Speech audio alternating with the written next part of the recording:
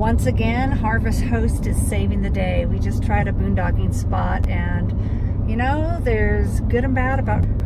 We literally spent an hour and a half jockeying, turning around, doing about an 840 point turn. But we made it. We didn't damage the trailer. We didn't damage the trailer. And we're still married. Yeah.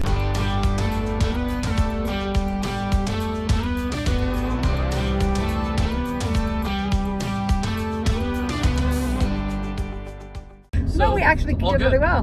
We didn't even argue. It was awesome. And now we're going to go to a brewery. I don't usually drink beer, but I think I'm drinking beer tonight. Start tonight. The food looked really good too. So we might get some medical marijuana. Thank goodness there's a Harvest Host that could bail us out, and they were like less than 10 miles away. And super nice. Super nice. Yeah.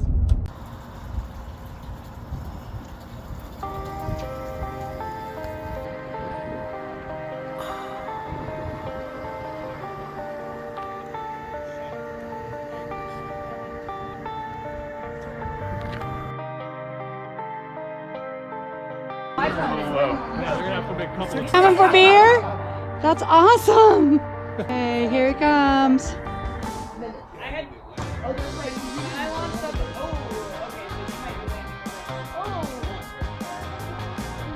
Oh, cool.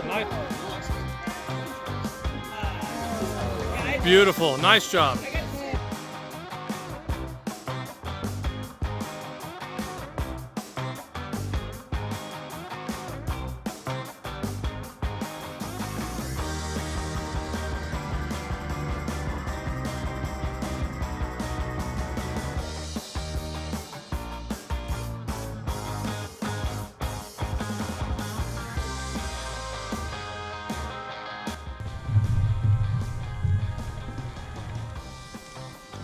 Getting ready to leave our host here in Mancos, Colorado, but nothing starts out a fall morning like a good out-of-control control burn at the neighbor's house. Here's a safety tip, kids. One small pile that you keep feeding is better than one gigantic pile. So we're on our way up to Mesa Verde to go tour the Cliff Palace today, but we don't have to be there until noon. Well, I guess 11:30, half an hour before. 10 minutes before he said. So we are, of course, up and about early. It's 9:30. We are going to probably just go up to the national park and do our laundry. We noticed yesterday that they had a laundromat when we were driving around. Unsupervised laundromat. Well, no, it's there for everybody, and it's just a little nicer than sometimes the city laundromats. It looked really clean, and it was really inexpensive, $1.75 for a load of laundry. So we thought, why not get up early and get that chore done? Because when you're on the road, it's just like home. There's still chores.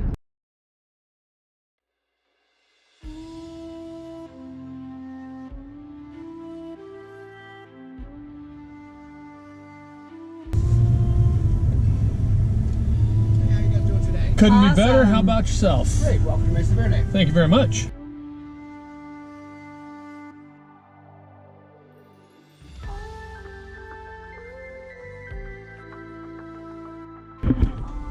Strenuous hiking. Just like Angel's Landing, I'm sure.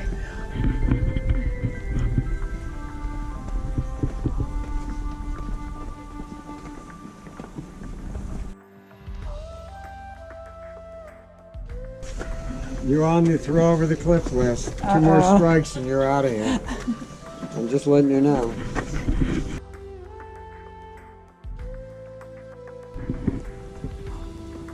This is amazing, the steps.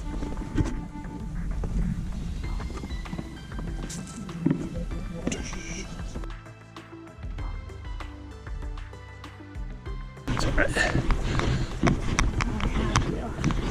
Oh, really? That's good to know. There you go. What? I swear an oath every year, which I've done one of them for many years, to the Constitution. But part of the oath is also to preserve and protect. So I take it really seriously. Thanks. I want these children to be able to bring their great-grandchildren here and it look as nice as it does today. Remember 13th century Manhattan. Anyhow, only 150 people lived here. You would think that it would be 200 to 300. Anthropologists that study the culture and all that would tell you it should be a lot higher. Well, why isn't it? It's a place of community and a place of production. They made things here, so everybody wants a shop. So a lot of the rooms weren't for living. You can always tell a living quarter. Why? They have a hearth in it. It's only about this big, but it's a small room, a stone-lined area where they could build a little fire.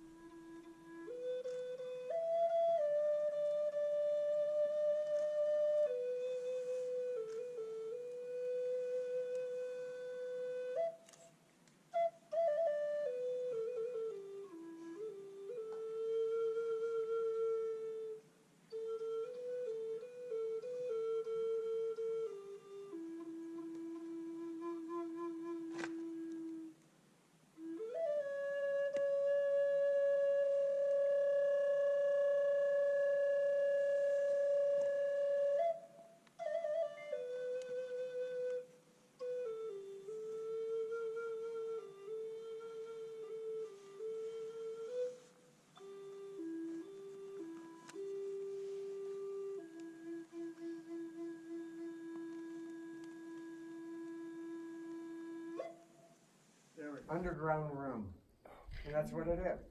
Technically, not spiritually, technically, if you have a basement in your house, you could call it a kiva. I mean, it's underground, right? Or at least a good part of it.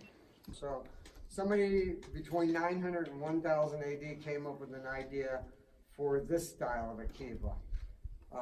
And it's still being made this way today. There'd be an opening right about here for the fire in the center. And fresh air would be brought in over here.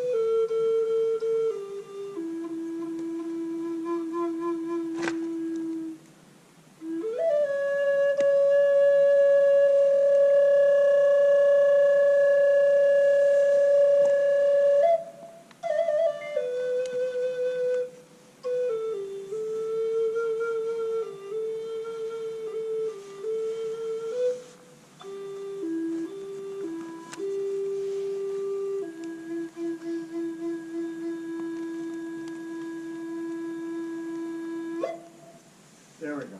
And thank you all very much for, this is my last tour this year. It's booked out last time I'll be here also until next year, hopefully. Lord willing, and the creek don't rise as in North Carolina. So I thank you all.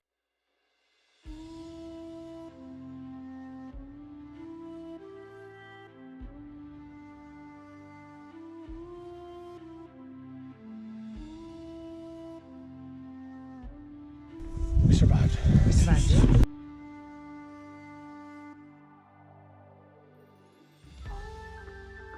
We're gonna start out on some of this nice paved trail just like this. We got to do about a mile of it though. So we walk for about a mile in the open on this old tram road, and then we get to the area where we go off and go on down to Longhouse. And then we'll head on down about 150 feet of elevation lost, down some stairs, down some switchbacks, into the alcove that contains Longhouse.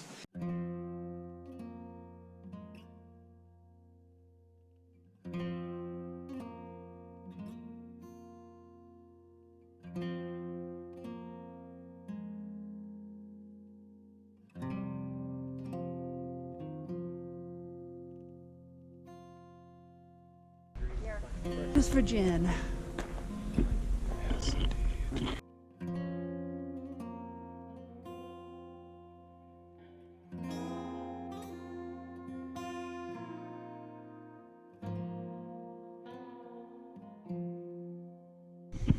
In the 1870s and 1880s, people started, Euro-Americans I should say, started becoming interested in these sites. Tales started being printed in newspapers as early as about 1874. about these cliff dwellings, the castles of America, these incredible things carved out of stone and built right into the sides of cliffs. But the original people who were digging around here at Mesa Verde, they weren't archaeologists. They were what we call pot hunters. They were here to dig into the sites, see what they could take away to sell. And some of them used pretty barbaric methods. They would use dynamite to blast open sections they couldn't get into. They would roll rocks off of the top of the cliff to try and break open rooms that had been covered. So a lot of damage was done by these pot hunters in this early era. But there was one man digging it around at the time who, in the minds of 1890s America, was worse than all the rest. Now, he wasn't a pot hunter. In fact, he was an archaeologist, and a pretty good one for his time. But when he got his artifacts, he put them on a train in Durango, shipped them out east, put them on a boat, and shipped them off to Scandinavia. Baron Gustav Nordenskjöld was the first archaeologist of Mesa Verde. There was a large public outcry, and it brought attention to the larger problem, which was that these sites weren't protected. And in fact, at the time, there was no law in the books saying that somebody couldn't just come in here, grab some artifacts, and walk away and sell them.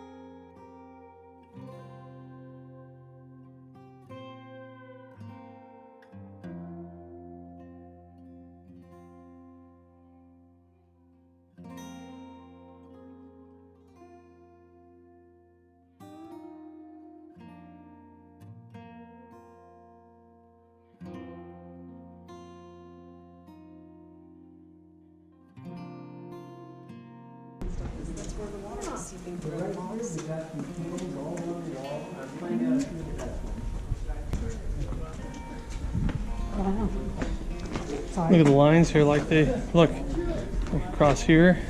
I think these little channels to direct water. Yeah, captured.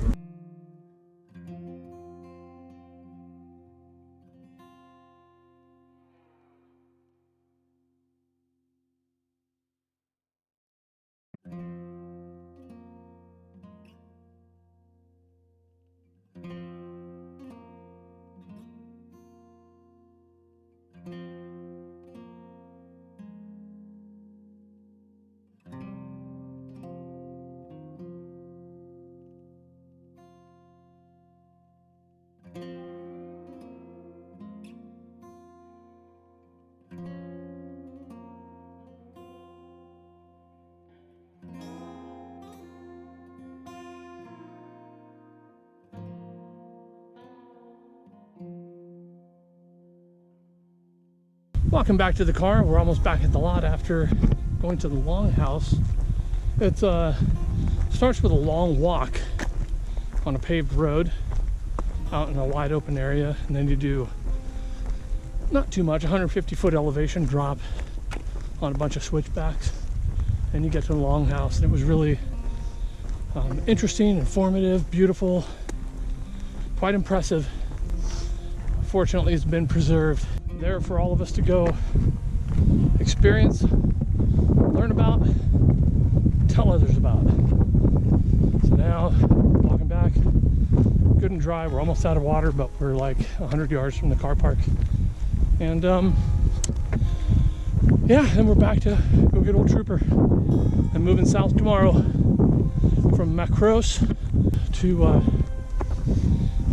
Monument Valley, I think. Mexican hat. Mexican Hat, Monument Valley. The adventure continues.